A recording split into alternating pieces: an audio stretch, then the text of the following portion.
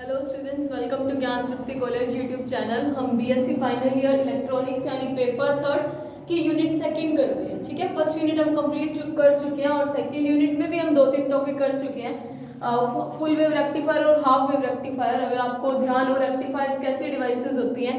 Rectifier एक ऐसी device होती है जो रेक्टिफिकेशन करवाती है। अब रेक्टिफिकेशन क्या है? रेक्टिफिकेशन एसी को डीसी में कन्वर्ट करने का प्रोसेस होता है। ठीक है, तो हम कर चुके हैं और हमने, अगर आपके एग्जाम में रेक्टिफिकेशन से रिलेटेड क्वेश्चन आता है तो चांसेस है कि इन दोनों में से कोई एक टॉपिक आपके पास आएगा, नहीं तो इन दोनों के बीच के डिफरेंसेस भी आपके लिए इंपॉर्टेंट है। डिफरेंसेस क्यों इंपॉर्टेंट है? आपके लिए छोटे क्वेश्चंस में आ सकता है। तो जब आपको हाफ वेव या फुल वेव रेक्टिफायर के डिफरेंसेस करने हैं तो आपको पता है ऑलमोस्ट कि किस तरीके से करना हो। एक तो मैंने हाफ लिख दिया और फुल लिख दिया, यानी कि ये हाफ वेव की बात की जा रही है और यहाँ पे फुल वेव की बात करी जा रही है। सबसे पहले तो इसके अंदर half cycle of DC current AC current use किया जाता है और यहाँ पे क्या किया जाता है? Full cycle of AC current use किया जाता है। ठीक है, और दूसरा डिफरेंस, इसकी एफिशिएंसी नीटा की वैल्यू कितनी होती है?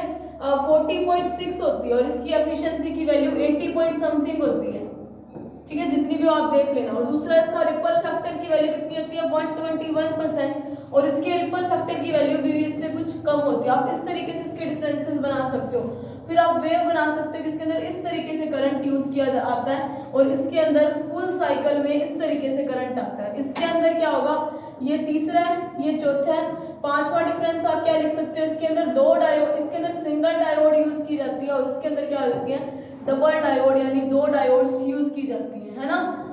ठीक है, तो इस तरीके से आप डिफरेंसेस बना सकते हो। आपको ये चीजें आपको समझ आ चुकी होंगी। और बाकी अगर हम इतना कर लें कि हमें एक टॉपिक आता है तो डिफरेंसेस तो हम ऑटोमेटिकली बना सकते हैं। जैसे इसकी एफिशिएंसी 81.2 आती है, रिपल फैक्टर की वैल्यू आती है इसके लिए 48.8% आती है, इसकी 81.2 48.8% इसका रिपल फैक्टर आता है और इसका 121% आता है।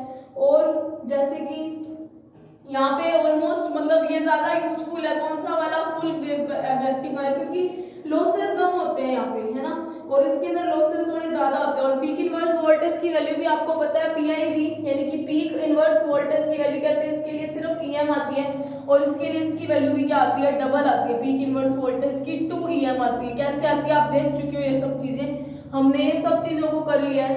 तो फुल लाइंस लिखोगे तो थोड़ा लंबा हो जाएगा ये क्वेश्चन। ठीक है, और इसके लिए जो टाइम पीरियड होता है वो 1 फ्रीक्वेंसी होता है और इसके लिए जो टाइम आता है 1/2f आता है। 2f क्यों? कि जितने टाइम में ये सिर्फ हाफ साइकिल यानी एक साइकिल लेके चल रहा है, अगर उसकी फ्रीक्वेंसी है वो, तो डायोड उतने ही टाइम पीरियड में, अगर ये इतना से लेके इतना तक, मतलब टोटल साइकिल का टाइम t है, लेकिन हमें पता है एक ही डायोड लगी है तो कंडक्शन एक टाइम होगा। और next half cycle of AC में डायोड क्या आएगी? कंडक्शन ना शो करेगी, मतलब वो रिवर्स बायस में हो जाएगी। रिवर्स बायस में आपको पता है कि डिप्लेशन लेयर की थिकनेस बढ़ जाती है, जिसके कारण सर्किट के अंदर करंट फ्लो नहीं मिलेगा आउटपुट में। और इसीलिए टोटल साइकिल में हमें एक ही फ्रीक्वेंसी मिली है, तो इसीलिए 1/f। और डीसी के अंदर उतने ही टाइम पीरियड के अंदर दोनों साइकिल यूज होने के कारण, मतलब प्लस हाफ और माइनस हाफ, तो हमें 1/2f मिलता है। तो आप इस तरीके से इसकी वैल्यू लिख सकते हो। ठीक है, ये सब चीजें। तो अब अपने नेक्स्ट टॉपिक पे चलते हैं, वो आता है, अब देखो हमने काम क्या किया, हमने क्या लिया? एक एसी सोर्स लिया। एसी सोर्स की फॉर्म में हमने कोई जैसे कि मैं जो ब्लॉक डायग्राम आपको बिल्कुल फर्स्ट लेक्चर में आपको करवाया गया था कि ये हमारा कोई एसी सोर्स है। ठीक है, एसी को शो करने का तरीका यही है।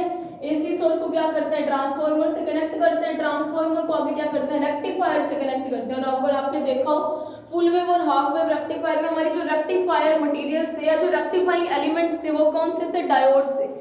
हाफ वेव रेक्टिफायर में हमें रेक्टिफाई मतलब करंट को रेक्टिफाई करने का काम क्यों कौन कर रहा था, या रेक्टिफिकेशन का प्रोसेस कौन कंप्लीट करवा रहा था? तो डायोड एक थी। और फुल वेव रेक्टिफायर में हमने 2 डायोड लगाई थी, तो दोनों डायोड रेक्टिफिकेशन का प्रोसेस कंप्लीट करवा रही थी, है ना।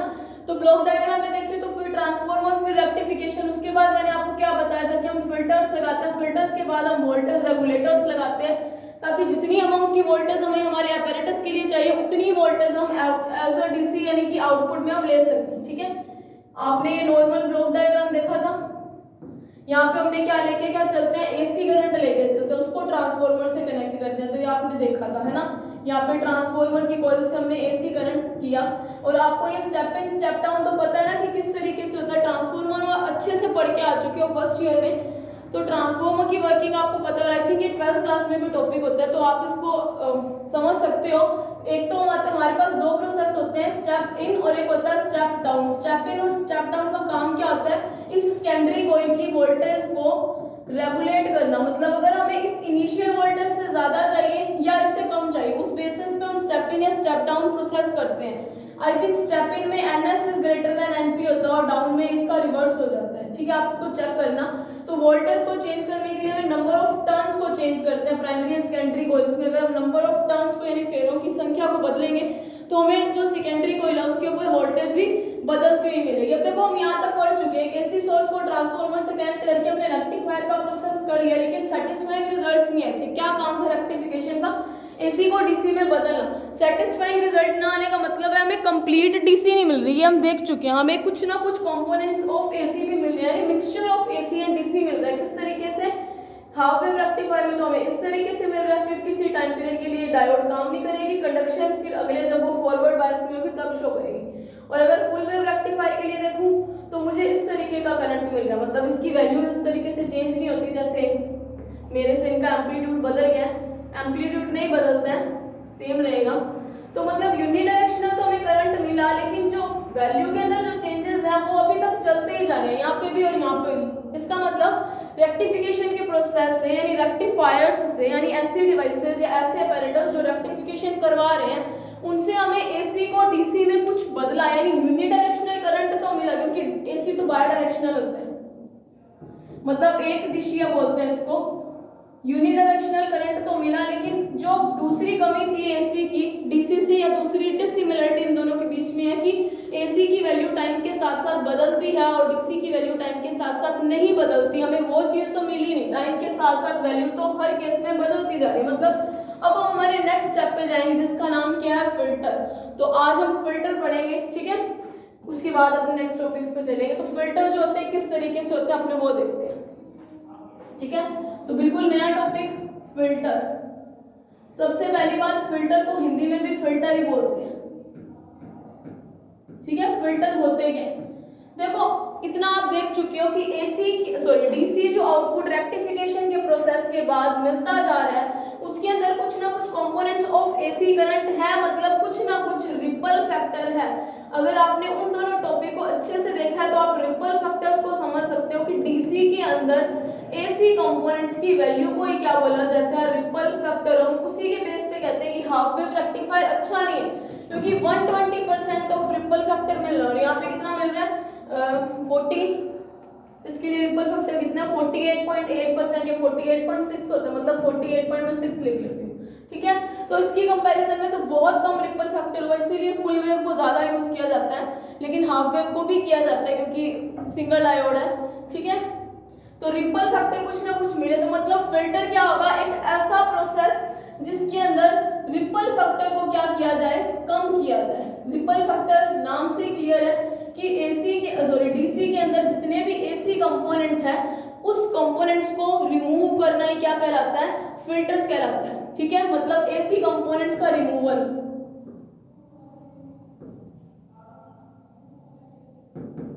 AC कंपोनेंट्स का रिमूवल, इस प्रोसेस को एक और नाम भी दिया जाता है जिसको बोला जाता है स्मूथिंग, और हिंदी में इसको बोला जाता है, हिंदी में इसको ब्रिंसन बोला जाता है, ठीक है। डेफिनेशन नहीं आती है एग्जाम में, मतलब आज तक तो नहीं आई, अगर अब आ जाए तो कुछ कह नहीं सकते हम। तो फिल्टर क्या प्रोसेस है, फिल्टर एक ऐसा प्रोसेस कि रेक्टिफायर से जो हमें आउटपुट करंट मिला है जिसके अंदर DC के साथ साथ कुछ कंपोनेंट्स AC के भी प्रेजेंट है, तो AC कंपोनेंट्स को अगर उस DC कंपोनेंट से रिमूव करना या पृथक करने के प्रोसेस को बोला जाता है ब्रिंसन, और इस पूरे प्रोसेस को बोला जाता है फिल्टर। मतलब ये पूरा प्रोसेस करवाता है, मतलब स्मूथिंग का प्रोसेस होता किससे, फिल्टर से। हालांकि फिल्टर से भी हमें प्योर DC नहीं मिल पाता, मतलब एक स्ट्रेट लाइन नहीं मिल पाती, लेकिन रेक्टिफायर के कंपैरिजन में काफी अच्छे रिजल्ट, सेटिस्फाइंग रिजल्ट मिलते हैं कि कंप्लीट AC DC तो नहीं मिल पाता AC से DC, लेकिन हाँ इतना ज़्यादा डेविएशन भी नहीं मिलता जितना हाफ वेव और फुल वेव रेक्टिफायर में मिल रहा था। तो सबसे पहले फिल्टर का काम एक तो ये होगा कि रिपल फैक्टर को कम करना, जिससे ऑटोमेटिकली ये मतलब बनता है कि एसी कंपोनेंट्स को रिमूव करना। एसी कंपोनेंट को रिमूव करने को बोला जाता है स्मूथिंग, और ये पूरा प्रोसेस जो करवाते हैं मतलब एसी को डीसी करंट में से एसी कंपोनेंट्स का रिमूवल का जो प्रोसेस है या रिपल फैक्टर को कम करने का काम कौन करवाते हैं? फिल्टर्स। तो फिल्टर क्या है? एक ऐसे डिवाइसेज हैं जो दृष्टकारी से मिले हुए आउटपुट करंट जिसके अंदर एसी और डीसी दोनों का मिश्रण है, तो उस मिश्रण में से एसी करंट को पृथक करके सिर्फ डीसी करंट हमें आउटपुट में देना, तो इस काम को करते हैं फिल्टर, यानी कि फिल्टर डिवाइसेस। फिल्टर आगे चार टाइप के होते हैं। फर्स्ट जो हमारे पास फिल्टर आता है, एक फिल्टर आता है shunt capacitor, shunt capacitor filter. दूसरा आता है सीरीज इंडक्टर फिल्टर,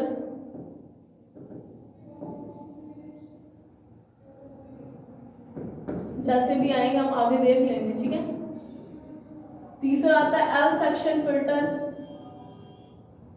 और अगला जो लास्ट फिल्टर आता है वो है पाई सेक्शन फिल्टर। और अगर आप देखोगे ना जितने भी आप फिल्टर पढ़ोगे वो सारे के सारे फिल्टर जो है एल और सी को अलग अलग वेज में कॉम्बिनेशन, ठीक है, कॉम्बिनेशन ऑफ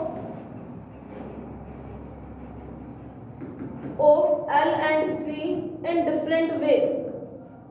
आप देखोगे ये चीज मैं आपको क्या बोल रही हूँ, नेक्स्ट जब भी टॉपिक अपने करेंगे तब आपको समझ आएगा कि ये क्या चीज बोली जा रही है। तो सबसे पहले फिल्टर देखते हैं। फिल्टर क्या है? एक ऐसी डिवाइसेस हैं जो क्या करती हैं, दृष्टकारी से जो हमें आउटपुट करंट मिला उसमें से एसी कंपोनेंट्स को रिमूव करेगा, यानी कि स्मूथिंग का प्रोसेस करवाएंगे। इन शॉर्ट अगर हम देखें, एक ऐसी डिवाइसेस जो हमारे लिए किसका काम करे, स्मूथिंग के प्रोसेस को कंप्लीट करवाया जाए, उसको क्या बोलते हैं? फिल्टर बोला जाता है। शंट कैपेसिटर को बोलते हैं पार्शियल व संधारित्र फिल्टर, फिल्टर को हिंदी में भी फिल्टर बोलते हैं।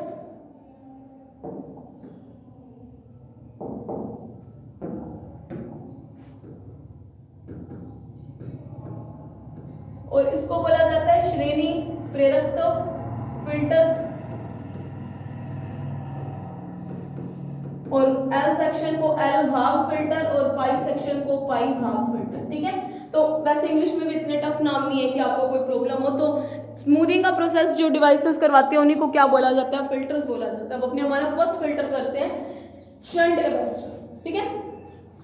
शंट कैपेसिटर फिल्टर में चलते हैं। फिल्टर्स आपके लिए इंपॉर्टेंट डेफिनेशन हो सकती है।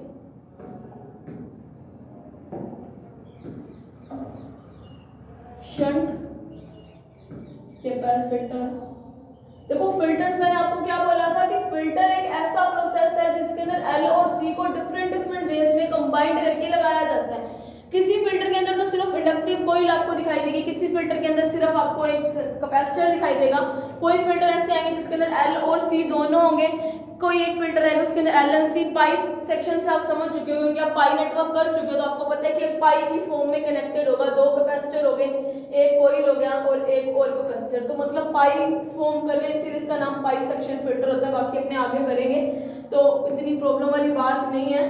तो मतलब मैंने ये जो लाइन आपको बताई है इधर कि L and C, combination of L and C in different different ways, मतलब अलग अलग तरीके से एल और सी को जोड़ के, हो सकता है अकेले एल को जोड़ के हम एक क्या बनाए, फिल्टर बनाए, हो सकता है अकेले कैपेसिटर को जोड़ के बनाए, हो सकता है एल और सी को अलग अलग कॉम्बिनेशन की तरह बनाए, जैसे टी नेटवर्क होते हैं, पाई नेटवर्क होते हैं, उस तरीके से, ठीक है। तो अभी अपने अपना फर्स्ट फिल्टर करते हैं शंट कैपेसिटर। मैं शंट कैपेसिटर आपको बताती हूँ। देखो पूरा जो डिस्टकारी जो था, रेक्टिफायर से हमें आउटपुट मिल रहा था, मतलब रेक्टिफायर्स का जो प्रोसेस था उसी पे हम क्या लगाएंगे, फिल्टर्स लगाएंगे। तो इस डायग्राम को देखते हैं। ये हमारी प्राइमरी कॉइल, ये हमारी सेकेंडरी कॉइल, किसकी, ट्रांसफार्मर की। यहाँ पे क्या लगाया, कोई इनपुट वोल्टेज लगाते हैं जो क्या होती है, प्योर एसी वोल्टेज होती है, आउटपुट में मिक्सचर मिलता है। अब काम हमारा यही है उस मिक्सचर में से एसी कंपोनेंट्स को अलग करना, मतलब जो काम रेक्टिफायर्स नहीं कर पा रहे थे अच्छे से, वो काम अब फिल्टर उसको अच्छे से कंप्लीट करवाएंगे, ठीक है, यानी स्मूथिंग का प्रोसेस करवाएं। पहले अगर मैं हाफ वेव रेक्टिफायर के लिए बनाऊं तो मुझे पता है सिंगल डायोड लगी होगी, उसके बाद शंट कैपेसिटर मतलब मैंने एक कैपेसिटर लाके जोड़ दिया, फिर हमारे पास क्या जुड़ा होता है, एक लोड रेजिस्टेंस RL, और लोड रेजिस्टेंस RL पे हम क्या लेते हैं, आउटपुट लेते हैं। ये RL है, ये C है। मैंने मान लिया कि ये जो ब्रांच है इसका नाम PQ है, ब्रांचेस नोड्स और ये सब आपको पता है। ये ब्रांचेस कोई मैं ए बी ले लेती हूँ, ठीक है। ये तो हाफ वेव रेक्टिफायर में मैंने जोड़ा, अब मैं फुल वेव रेक्टिफायर में भी जोड़ूंगी। जो ग्राफ बनेंगे कैसे बनेंगे अपने देखेंगे, ठीक है।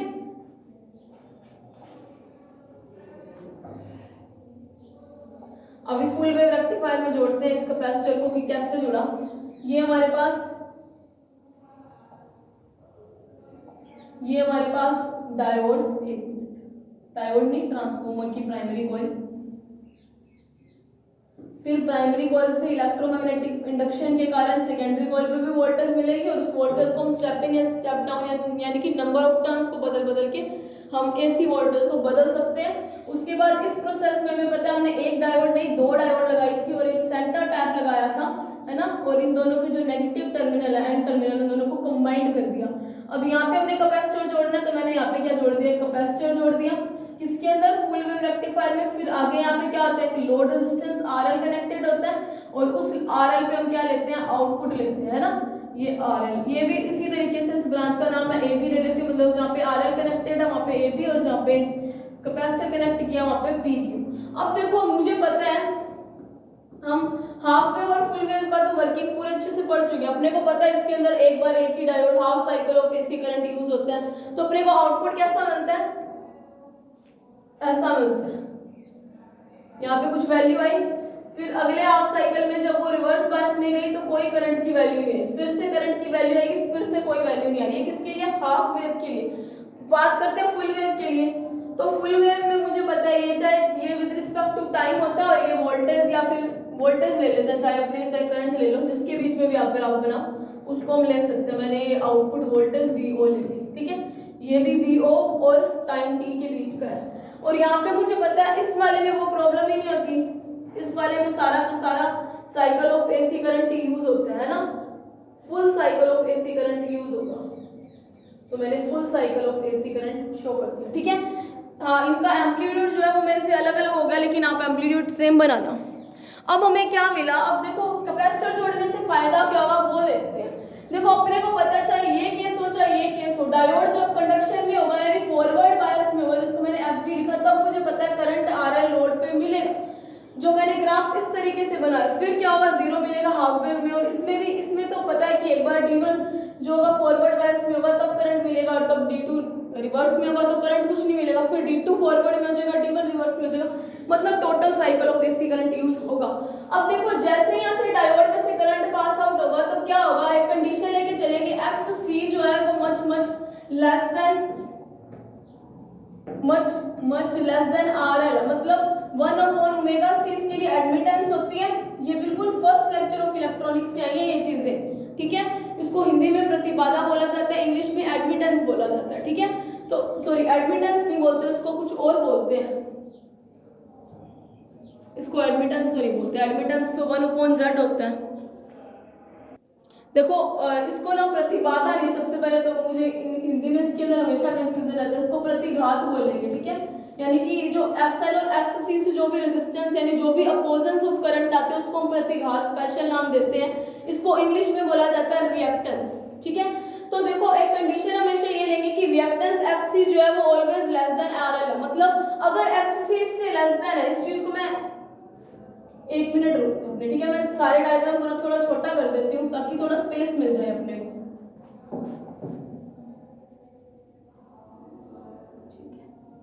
देखो सबसे पहली कंडीशन तो इन सब में ये लेंगे XC is much greater than RL, ठीक है। यानी कि रिएक्टेंस जो लेस देन RL लेंगे। लेस देन क्यों लेते हैं उसका रीजन आपको भी पता चलेगा। अगर ये लेस देन ना हो, मतलब यहाँ पे जो रेजिस्टेंस है इसकी कंपैरिजन में हमेशा कुछ कम है, मतलब RL लोड पे रेजिस्टेंस कुछ ज्यादा, रिएक्टेंस बोलो, इम्पीडेंस बोलो, रेजिस्टेंस बोलो, इन सबका काम एक ही होता है, इन सबकी यूनिट ओम ही होती है, सबका काम करंट को अपोज करना होता है। हाँ वो बात बोला है कि इंडक्टर जैसे एसी को ब्लॉक करता है, डीसी को अलाउ करता है, सिमिलरली कैपेसिटर उसका जस्ट रिवर्स हो जाता है, तो वो बात अलग है। उसका रीजन भी इनकी फ्रीक्वेंसीज होती है और वो भी मैंने आपको फर्स्ट लेक्चर में समझाया था। तो देखो अगर XC इससे लेस देन लूंगी तो करंट, मतलब अगर मेरे से ये इससे ज्यादा हो तो करंट तो इस कैपेसिटर सी में से पास आउट ही नहीं होगा। अगर XC इससे लेस देन है मतलब करंट इस ब्रांच में भी जाएगा और इस लोड RL पे भी मिलेगा, और जब करंट इस ब्रांच में आता है तो कैपेसिटर क्या करता है, उस करंट को क्या कर लेता है, स्टोर कर लेता है, ठीक है। जब करंट को स्टोर करता है मतलब कैपेसिटर क्या शो करता है, चार्जिंग शो करता है। अब इस चार्जिंग का यूज कैसे करेंगे? देखो ये मैं इसमें बता रही हूँ, उसमें वैसा नहीं होगा, उसमें हम जल्दी से कर लेंगे क्योंकि वहां पे इतने ज्यादा कंपोनेंट्स नहीं है। तो देखो अपने को पता है जब एसी मिली यहाँ पे तो उसकी मैक्सिमम वैल्यू ईएम आती है ना, और फिर उसकी पोटेंशियल की वैल्यू जो आउटपुट में करंट मिला उसकी वैल्यू घट रही है और एक बार जीरो आएगी, फिर से बढ़नी शुरू हुई, फिर मैक्सिमम वैल्यू ईएम मिली, फिर से उसकी वैल्यू घटी और फिर मैक्सिमम वैल्यू ईएम मिली। और अपने को पता हमने क्या लगा दिया, कैपेसिटर लगा दिया। आपको पता है इस डायोड D1 से भी करंट इस डायरेक्शन में जाता है और यहाँ से भी करंट इसी डायरेक्शन में जाता है, मतलब इसीलिए अपना सेम ही डायरेक्शन में सर्कल मिलते हैं, अपने को साइकिल मिलते हैं, करंट मिलते हैं ना। तो यहाँ से भी यही होगा, जब D1 कंडक्शन में होगा तब भी कैपेसिटर C पे करंट जाएगा और कैपेसिटर C चार्ज होगा, और जब D2 में जाएगा तब भी कैपेसिटर C चार्ज होगा। यानी कि लोड पे तो जो अपने को मिलेगा RL पे वो तो मिलेगा, साथ में एक कैपेसिटर C जोड़ने से C के साथ एक नया प्रोसेस होने लगा कि कैपेसिटर C जैसे उसको वोल्टेज या करंट मिलेगा वो चार्जिंग शो करने लगा। अब देखो जब इस केस में जब वोल्टेज की वैल्यू क्या है, देखो अब कैपेसिटर का काम क्या है, यहाँ पे मैक्सिमम वोल्टेज है, अपने को क्या चाहिए, एसी करंट चाहिए, मतलब उसकी वैल्यू क्या चेंज ना हो। तो उसको करने के लिए क्या करेगा, यहाँ तक तो देखो कैपेसिटर जो होता है वो चार्जिंग शो करता है, जब तक क्या हो लोड पे मैक्सिमम वोल्टेज ना मिल जाए। अब लोड पे वोल्टेज अपने को पता है जितनी भी मिली, अब बाद में धीरे धीरे वोल्टेज की वैल्यू कम होनी शुरू होगी, जीरो पे जाएगी। तो जब भी इसकी वैल्यू जीरो तक जाती है ना तब काम में आता है कैपेसिटर। कैपेसिटर क्या करता है उस केस में, जितना उसने चार्ज यहाँ तक वो चार्जिंग शो करेगा, ठीक है, जो पिंक पेन से दिखाया मैंने। फिर क्या करेगा कैपेसिटर डिस्चार्जिंग, मतलब इसकी वैल्यू घटनी शुरू होगी, तो जितना चार्ज कैपेसिटर ने स्टोर किया था वो चार्ज क्या करेगा, लोड RL पे अपना पोटेंशियल देना शुरू कर देगा, इस RL पे और इस RL पे। जब अपना पोटेंशियल कम देगा तो RL पे जो वैल्यू है, अब यहाँ पे देखो EM के बाद वो घटनी शुरू हुई, जीरो तक पहुंचेगी, फिर धीरे धीरे बढ़ेगी, मतलब घटेगी तो सही लोड पे वोल्टेज, लेकिन इतनी ज्यादा नहीं घटेगी, ठीक है, ज्यादा घटने से रोकेगा। तो मतलब डिस्चार्जिंग के टाइम अपनी एनर्जी किसको देगा, लोड रेजिस्टेंस RL पे देगा, ताकि उसकी वैल्यू जीरो ना हो। कुछ तो फिर भी घटती है क्योंकि हर एक इलेक्ट्रिक एलिमेंट, हर एक सर्किट का कुछ ना कुछ लॉसेस जरूर होते हैं, तो मतलब क्या इस टाइम भी वैल्यू घटेगी, कुछ मात्रा में घटेगी, मतलब टोटल जीरो नहीं होने देगा। कैपेसिटर अपनी डिस्चार्जिंग शो करके लोड को कुछ ना कुछ एनर्जी देता रहेगा और फिर क्या आएगा, यहाँ तक क्या आएगा, फिर अपने को पता है जब यहाँ पे पहुंचेगा कैपेसिटर C जो है, अब C ने यहाँ तक क्या किया, डिस्चार्जिंग शो की, मैं डिस्चार्जिंग को डिस से शो किया, मुझे पता है यहाँ पे आने के बाद लोड पे अपने आप ही वोल्टेज बढ़ रही है, तो यहाँ पे क्या करेगा, वो चार्जिंग करेगा इतने केस में, ठीक है। तो यहाँ पे क्या वो शो करेगा, चार्जिंग, मैक्सिमम वोल्टेज तक चार्जिंग होगी EM तक। फिर अगली बार देखो क्या होगा, फिर से अपने को पता है EM पे जाने के बाद डायोड से जो करंट आ रहा है वो फिर से डिस्चार्ज होगा, जब ये डिस्चार्ज होगा तब तक कैपेसिटर ने जितनी एनर्जी स्टोर की थी वो अपनी एनर्जी क्या करेगा, इसको दे देगा, और इतनी इसकी जो एकदम जो मतलब जो जल्दी से जो डिक्रीज हो रहा था, इसकी वैल्यू जीरो भी पहुंच रही थी लोड पे वोल्टेज को, वो जीरो ना पहुंचा के कुछ वैल्यू तक ही उसको मतलब घटाएगा, मतलब एक शार्प डिक्रीज नहीं होने देगा वोल्टेज को, ठीक है। फिर यहाँ तक भी क्या होगा, वो डिक्री अपनी कैपेसिटर क्या करेगा, डिस्चार्जिंग शो करके अपनी एनर्जी किसको दे देगा, इसको दे देगा।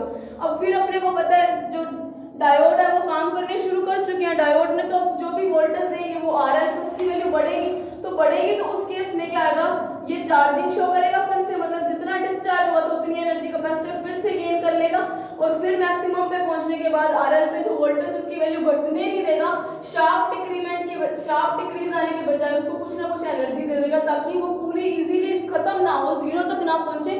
हालांकि कुछ ना कुछ फिर भी रिपर रह जाते हैं, लेकिन पहले के कंपैरिजन में काफी मतलब प्रोग्रेस वाली बात हो जाती है यहाँ पे, ठीक है। तो जब भी अगर इस डायग्राम में देखें तो जब भी ये EM की वैल्यू घटनी शुरू होगी तब कैपेसिटर डिस्चार्ज होकर अपनी वोल्टेज अपनी एनर्जी लोड रेजिस्टेंस RL पे देगा, जितनी उसने चार्ज होकर गेन की थी, ताकि शार्प डिक्रीज ना हो वोल्टेज के अंदर, मतलब ऑलमोस्ट, अब अपने को ऑलमोस्ट कैसा करंट मिलेगा, अगर आप इस ग्राफ को अच्छे से समझ गए हो तो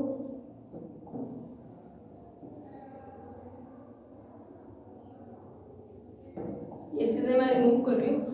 तो आपने ये समझा होगा, जब जब EM की वैल्यू जो है मैक्सिमम वैल्यू के बाद RL पे जो वोल्टेज उसकी वैल्यू घटेगी, तो वो घटने के बजाय उस केस में कैपेसिटर अपनी स्टोर की हुई एनर्जी लोड रेजिस्टेंस RL को देगा, ताकि शार्प डिक्रीमेंट ना आए वोल्टेज के अंदर। डिक्रीज तो हालांकि अभी भी होती है लेकिन उतनी ज्यादा नहीं होती, जीरो तक नहीं पहुंचता। और जब वो फिर से अपने को पता डायोड D1 और D2 या फिर अकेले D1 से ऐसे सिग्नल आ गया कि वोल्टेज फिर से मैक्सिमम EM तक जाएगी, तब उतनी केस में मतलब यहाँ तक वो हमेशा चार्ज होगा, फिर डिक्रीज होगा यानी डिस्चार्ज होगा, फिर से डिस्चार्ज होगा, फिर से इतनी देर तक मतलब EM तक चार्ज होगा, फिर EM के बाद डिस्चार्ज होगा, चार्ज होगा, डिस्चार्ज होगा, मतलब ऐसा प्रोसेस चलेगा।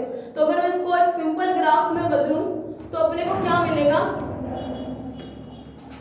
जो करंट मिलेगा वो इस तरीके का करंट मिलेगा। एक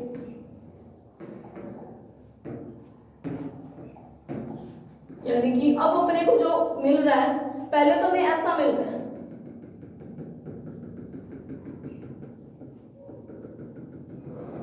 फुल वेव के लिए दिखा रही हूँ, हाफ वेव के लिए ऑटोमेटिकली ऐसा होगा। जैसे हाफ वेव के लिए यहाँ से लेके यहाँ तक तो मतलब वो चार्ज होगा EM तक, फिर डिस्चार्ज होगा, फिर इतनी सी जगह में चार्ज होगा, फिर डिस्चार्ज होगा, फिर इतनी सी जगह में चार्ज होगा, फिर डिस्चार्ज होगा, मतलब ऐसा केस चलेगा हाफ वेव में, ताकि इसके अंदर भी जो वोल्टेज है उसको जीरो नहीं होने देगा। फिल्टर्स का काम सिर्फ इतना ही है। तो देखो अब यहाँ पे फिल्टर क्या करेगा, आपको ये वाला कलर विजिबल होगा, यहाँ तक तो क्या करेगा वो इस EM तक चार्ज होगा मैक्सिमम वोल्टेज के बाद, फिर डिक्रीज करे मतलब जो अपनी वोल्टेज है डिस्चार्ज शो करेगा, फिर अपने को पता ऑटोमेटिकली लोड रेजिस्टेंस RL पे ऐसे आ रहे हैं सिग्नल्स की, वो EM की वैल्यू बढ़ेगी मतलब वोल्टेज की वैल्यू बढ़ेगी, तो उस केस में वो चार्जिंग शो करेगा, कैपेसिटर यहाँ पे डिस्चार्जिंग शो कर रहा है। अब जब भी EM की वैल्यू घटनी शुरू होगी मतलब वोल्टेज की वैल्यू EM से घटेगी, तब तब कैपेसिटर अपनी एनर्जी को लोड रेजिस्टेंस RL को देके उसको डिस्चार्ज करेगा खुद को, ताकि एनर्जी RL को मिले, फिर यहाँ तक चार्ज होगा, फिर डिस्चार्ज होगा। मतलब अब करंट कैसा मिल रहा है हमें, इस तरीके का करंट मिल रहा है, ऐसा नहीं। नेक्स्ट स्लाइड पे चलते हैं। ठीक है, ये आप समझ चुके होंगे कि किस तरीके से चार्जिंग और डिस्चार्जिंग में चीजें यूज होती हैं। तो अब अपने को जो करंट मिलेगा अगर देखें वो इस तरीके का मिलेगा,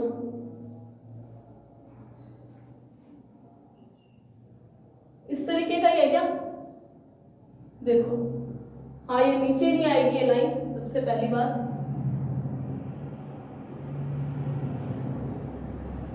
ठीक है, देखो कैसे, ये देखो अगर इसको आप देखो तो ये इस तरीके से, फिर थोड़ी सी स्ट्रेट लाइन, फिर थोड़ा सा कर्व, फिर स्ट्रेट लाइन, फिर कर्व, फिर स्ट्रेट लाइन, मतलब टोटल उसको जीरो तक नहीं जाने दें। यहाँ पे भी हम ऐसा ही बना रहे हैं, यहाँ पे कुछ कर्व, फिर स्ट्रेट लाइन, फिर कर्व, फिर straight line, curve, straight line, मतलब ये जो स्ट्रेट लाइन है वो डिस्चार्जिंग को शो कर रही है, कर्व जो चीज है वो उसकी चार्जिंग को शो कर रही है, और ये जो वैल्यू है पूरे आउटपुट की, अब आउटपुट फिल्टर लगाने के बाद ऐसा मिलेगा, इस आउटपुट को मैक्सिमम वोल्टेज है इस पे, तो उसको मैंने क्या ले लिया EM है।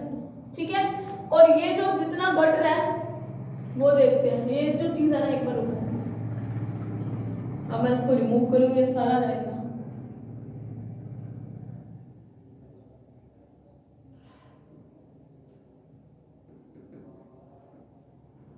इस तरीके का आएगा। ठीक है, ये जो इनके मिनिमम पॉइंट है ना वो भी एक साथ ही आएंगे, इसको वापस ही बना देते हैं इस वाले को।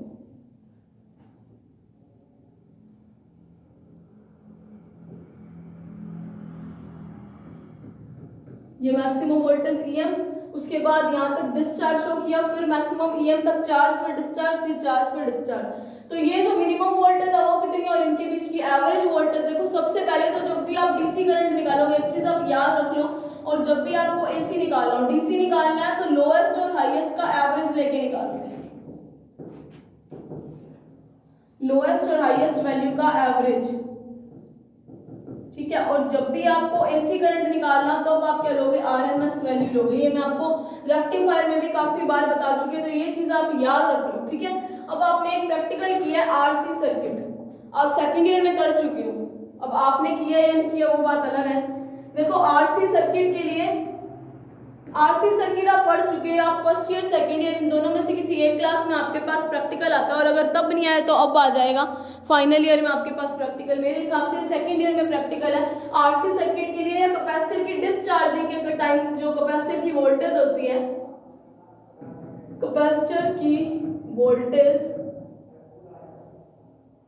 या voltage of capacitor and capacitor is discharging. ठीक है, मैं यहाँ पे डिस्चार्जिंग लिख रही हूँ, आप पूरी लाइन लिखना, डिस को मैं डिस लिखती हूँ, मतलब जब कैपेसिटर डिस्चार्ज हो रहा है उस टाइम कैपेसिटर की वोल्टता कितनी। डिस्चार्ज को हिंदी में अनावेशन बोला जाता है और चार्जिंग को हिंदी में आवेशन बोला जाता है। तो उस टाइम जो वोल्टेज होते हैं उसकी वैल्यू फिक्स होती है, उसकी वैल्यू आती है EM यानी मैक्सिमम वोल्टेज e की power -t upon RL C। C यहाँ पे मतलब कैपेसिटर की कैपेसिटेंस होती है, और RL जो होता है लोड रेजिस्टेंस रेजिस्टेंस RL जो कनेक्ट किया, यहाँ पे भी हमने सिर्फ ये दो ही चीजें कनेक्ट की है, एक C और एक RL, ठीक है। ये जो है ये प्रैक्टिकली ये चीज लिखी गई है, आप सेकंड ईयर में ये प्रैक्टिकल करके आ चुके हो, और अगर आपको यकीन नहीं है तो अपने ऐसे करके देखते हैं। देखो जब किसी स्मॉल टाइम t पे जब कैपेसिटर डिस्चार्ज हो रहा उस टाइम उसकी वोल्टेज होती है कैपेसिटर की, ठीक है। इसको आप दे लें क्वेश्चन नंबर 1। और अगर आपको नहीं आना, आपने फर्स्ट ईयर में RC सर्किट पक्का पढ़े और उस केस में आपने इसको ड्राइव भी किया, इस चीज को फर्स्ट ईयर की बुक्स खोल के देखना, वहां पे आप ये चीज कर चुकी हो, ठीक है। तो RC सर्किट वहां पे आप सारे सर्किट पढ़ चुके हो, RC LC LCR तीनों सर्किट पढ़े आपने, ठीक है। ये किसी टाइम t पे कैपेसिटर की वोल्टेज जब वो डिस्चार्ज हो रहा हो, ठीक है। अगर आपको देखो यहाँ पे कोई टाइम, ये विद रिस्पेक्ट टू टाइम चल रहा है ग्राफ, ठीक है। इस केस में तो वोल्टेज के जीरो, मतलब इस वोल्टेज का मतलब क्या है, अगर मैं लूं कि टोटल चार्जिंग में टाइम, यानी कि इसको हमने इस तरीके से समझते हैं, इस ग्राफ में नहीं अपने करेंगे, इस ग्राफ में ये देखो, मान लो कि इस तरीके का करंट आया, आउटपुट ऐसा ही मिला, मतलब ऑलमोस्ट डीसी मिल गया, है ना। तो यहाँ पे देखो, यहाँ पे इतने से इतने तक तो वो क्या शो कर रहा है, चार्जिंग, जिसको मैंने C लिख दिया। यहाँ से यहाँ तक क्या शो कर रहा है, डिस्चार्जिंग, है ना। और फिर यहाँ से लेके मैक्सिमम तक जाने के लिए वो चार्जिंग शो करता है, फिर से मैक्सिमम से डिस्चार्जिंग होती है, तो यहाँ तक मैंने क्या लिख दिया, D। मतलब अगर अपने ये देखिए कि दो डिस्चार्जिंग पॉइंट के बीच में ऐसे करके यहाँ से उसका डिस्चार्जिंग, यहाँ तक उसका चार्जिंग मैक्सिमम हुआ, यहाँ पे भी उसका चार्जिंग मैक्सिमम हुआ, मतलब यहाँ पे उसकी चार्जिंग डिस्चार्जिंग शुरू हुई और इस EM से उसकी डिस्चार्जिंग शुरू हुई, मतलब दो जो डिस्चार्जिंग है उसमें मैंने कैपिटल टाइम t ले लिया, मतलब यहाँ पे डिस्चार्जिंग शुरू हुई, यहाँ पे भी डिस्चार्जिंग शुरू हुई, दो डिस्चार्जिंग का जो पीक पॉइंट है वहां से मैंने टोटल टाइम t ले लिया। और सिमिलरली यहाँ पे चार्जिंग शुरू होता है और यहाँ पे भी चार्जिंग शुरू होता है, तो दो चार्जिंग के बीच का टाइम अगर t है, मतलब टोटल डिस्चार्जिंग शुरू, मतलब एक डिस्चार्जिंग से दूसरी डिस्चार्जिंग में जाने के लिए टाइम, या एक चार्जिंग से दूसरी चार्जिंग पे जाने के लिए टाइम, अगर कैपिटल T है तो देखो इसको किस तरीके से यूज करेंगे। फर्स्ट ऑफ ऑल अपने लेते हैं, अगर RL जो C है वो मच ग्रेटर देन 1 हो, यानी कि 1/RL C much less than 1 हो जाएगा। अगर ये मच लेस देन 1 है तो मुझे पता है ये e की पावर -t/RL C है। इसकी वैल्यू देखो e की पावर ये -x की तरह ये काम कर रहा है एज अ होल। अब जब x इज लेस देन 1 होता है तब e की पावर का हम एक्सपेंशन कर देते हैं, ठीक है। तो मैं इसकी एक्सपेंशन को यूज करती हूँ। जब मुझे e की पावर का एक्सपेंशन आपको आता होगा, e की पावर x का एक्सपेंशन ऐसे होता है, यानी कि 1 plus x upon 1 factorial plus x² upon 2 factorial and so on करके चलता रहता है। और e की पावर -x का कैसे होता है, 1 minus x upon 1 factorial minus x² upon 2 factorial और माइनस करके सो ऑन चलता जाता है, ठीक है। ये माइनस साइन है, प्लस साइन नहीं है, ठीक है। ये इस तरीके से चलता जाता है। अब देखो इस चीज को, इस फॉर्मूले को मैं यूज करूं क्योंकि ये पे माइनस वाले टर्म है, तो वोल्टेज की वैल्यू क्या है, EM ब्रैकेट में मैंने e की पावर x का एक्सपेंशन खोलना है, तो e की पावर x का एक्सपेंशन खोल देते हैं। उसका एक्सपेंशन अपने मान लेते हैं, क्या आएगा, 1 माइनस x की जगह क्या है, देखो x की जगह यहाँ पे क्या t/RC है, मतलब t/RLC। 1 फैक्टोरियल की वैल्यू तो 1 होती है, माइनस में t/RLC का स्क्वायर आ जाएगा, इनटू में 2 फैक्टोरियल यानी कि 2। अब यहाँ पे अपने ये सो ऑन करके चलता रहेगा। इस फॉर्मूले को मैं दोनों को इरेज कर ली यहाँ पे, ठीक है। आपने नोट डाउन कर लिया होगा अब तक तो। अब देखो मैं हायर टर्म्स को नेग्लेक्ट कर देती हूँ। अब हायर टर्म्स को नेग्लेक्ट क्यों करेंगे, क्योंकि देखो 1/RC की वैल्यू ऑलरेडी 1 से कम है, यानी कि अगर इसकी वैल्यू 0.2 है तो 0.2 का स्क्वायर कितना आएगा, 0.4। 0.2 का क्यूब कितना आएगा, 0.8, या 0.0 में लेके चलते हैं, 0.02 का 0.4, 0.8, मतलब वैल्यूज क्या कम। देखो 0.2 का जो आएगा ना वो स्क्वायर 0.04 आएगा, ये गलत लिखा गया मेरे से। जैसे अगर अपने पास 0.2 हो, 0.2 का स्क्वायर आएगा 0.04, क्यूब आएगा 0.008, मतलब वैल्यूज क्या है, बहुत कम होती जा रही है। अगर बहुत कम है मतलब टेंड्स टू 0, उसको नेग्लेक्ट कर देंगे, तो इस केस में वोल्टेज की वैल्यू क्या आती है, EM ब्रैकेट में 1 माइनस t/RLC। इसको आपको इक्वेशन ले लेना 2। अब अगर टोटल टाइम मतलब एक डिस्चार्जिंग से दूसरी डिस्चार्जिंग तक जाने का टाइम कैपिटल T हो, सिमिलरली एक चार्जिंग से दूसरी चार्जिंग तक जाने का टाइम कैपिटल टी हो तो अपने क्या है फॉर टोटल डिस्चार्जिंग। अब ये चीज ना इस ग्राफ में यूज करेंगे, कैसे करेंगे अपने यहाँ पे देखो, फॉर टोटल चार्जिंग, ठीक है, मतलब टोटल टाइम ले रही हूँ चार्जिंग के लिए, या टोटल टाइम फॉर चार्जिंग लिख लेते हैं।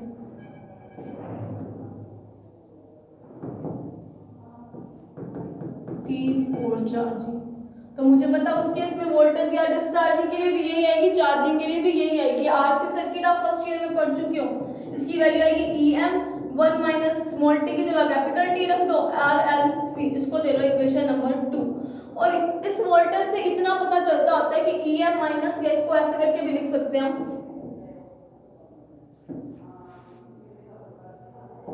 वोल्टेज की वैल्यू आती है EM minus EM capital T upon RLC।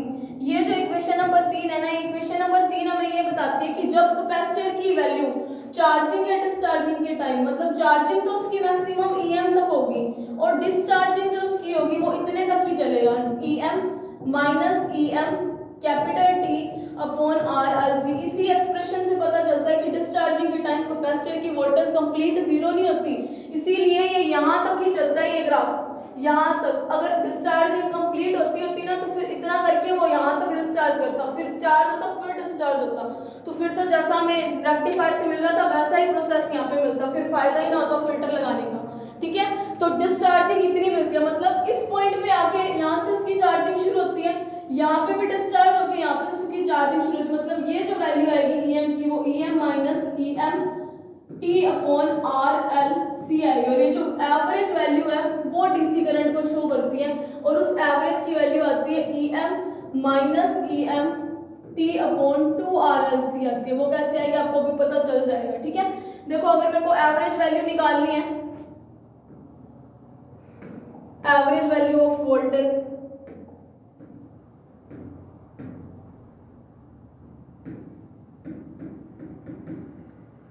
वो एवरेज वैल्यू कैसे आएगी, दोनों का ऐड कर दो डिवाइडेड बाय 2, यानी EM plus EM minus EM T upon RLC divided by 2 का कर दो, मतलब जितनी, मतलब नंबर ऑफ एवरेज का फॉर्मूला होता है ना, जैसे एवरेज जैसे निकालते हैं sum of quantities divided by number of quantities. यहाँ पे दो ही क्वांटिटी थी, एक EM और एक ये वाली EM जो डिस्चार्जिंग के टाइम उन्होंने निकाली है, तो मेरे को एवरेज जब निकालना है तो दो क्वांटिटीज थी तो डिवाइडेड बाय 2 होगी, तो sum of quantities divided by number of quantities से क्या निकलता है एवरेज, जो मैं आपको बता चुकी हूँ, डिस्ट कार्य में भी हम कर चुके हैं। एवरेज वैल्यू ऑफ करंट क्या आता है, हमेशा DC करंट के इक्वल आता है।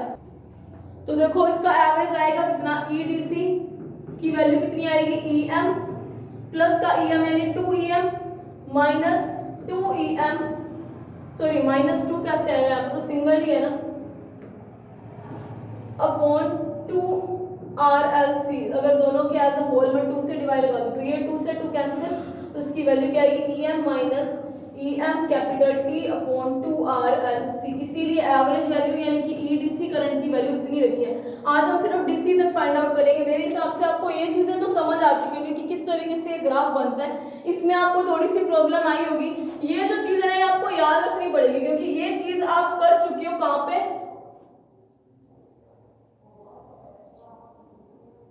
चलो इसको सारे को ये वाला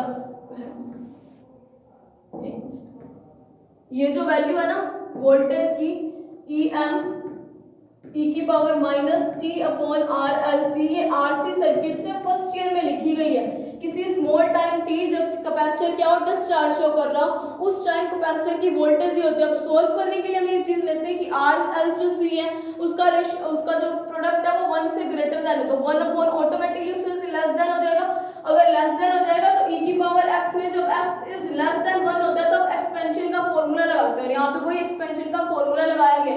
अब मैंने टोटल टाइम मान लिया कि t लग रहा है एक चार्जिंग से दूसरी चार्जिंग या एक डिस्चार्जिंग से दूसरी डिस्चार्जिंग जाने के लिए, तो मैंने उस t को यहाँ पे पुट कर दिया। और उसके बाद हमने एवरेज वैल्यू हमेशा DC करंट आता है। ये वोल्टेज हमें ये शो करती है कि इतनी जब भी वोल्टेज कैपेसिटर पे पहुंच जाएगी कितनी EM minus EM upon EMT upon RLC, इतनी वोल्टेज के बाद कैपेसिटर हर हालत में चार्जिंग शो करेगा और मैक्सिमम EM तक चार्ज होगा, फिर इतनी वोल्टेज पहुंचने तक वो डिस्चार्ज शो करेगा, फिर से EM तक चार्जिंग होगी, फिर डिस्चार्ज होगा, मतलब इस पॉइंट पे उसकी वैल्यू इतनी पहुंच जाएगी। EM माइनस ये उधर चला गया, अब थोड़ा सा कितनी पहुंच जाएगी, EM minus EMT upon RLC। और यहाँ के बाद वो इतनी वोल्टेज आने के बाद अब वोल्टेज जीरो नहीं होगी, यहाँ के बाद वो चार्जिंग शो करेगा। ये टॉपिक आप फर्स्ट ईयर में अच्छे से कर चुके हो, ये वाला RC सर्किट चार्जिंग डिस्चार्जिंग के लिए।